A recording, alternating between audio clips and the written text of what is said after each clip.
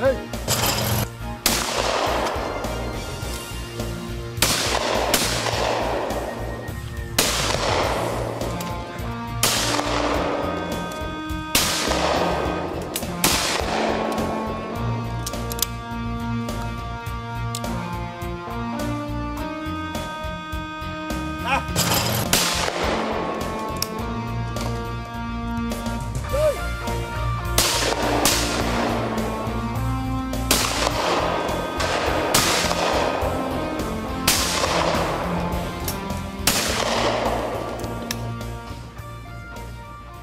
A, tak, ta kamizela, no nie, jak ja już mam być zrozumieć za tego myśliwego, to muszę być ginał oblecony, nie tak. Weź Jorguś mi, podtrzymaj no mi ta. Tak, jest, no tak. Złą broń, zawsze jak jeden strzela, to wszyscy mają złamaną broń, dobra? Pamiętaj o tym. No, ładuję tak. Tak. No i zamykasz. Teraz już zawsze lufa musi być w ta strona. No. Tak jest. Nie na ludzi. Daj!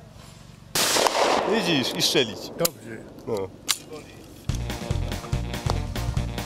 Daj! Co jest? Przecież to nie strzelo, hopie! Złom to! Złom to! Ja słomię, to słomię, to... Złom to! Co słomię, coś słomię, chcesz? Tak, Jak to nie do słomię? ludzi. Tak. No widzisz, to taka rzecz, to teraz, no to trzeba było to prędzej go dać, opie.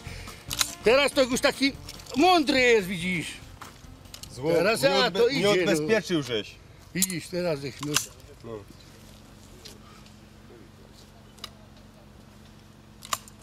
Nie, za wysoko.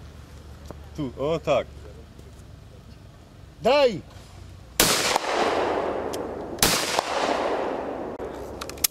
O widzisz. I jak? Pierwszy raz w życiu.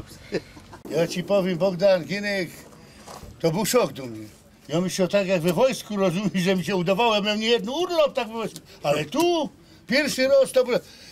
Całe szczęście, że raz mi się udało trafić. Bo tak to bych wylot na takiego dupka jakiegoś. Całkiem inne strzelanie. Ale kompletnie inny. To cię, no, ja was podziwiam, jak wy to zaharatocie w te kruszki. Co...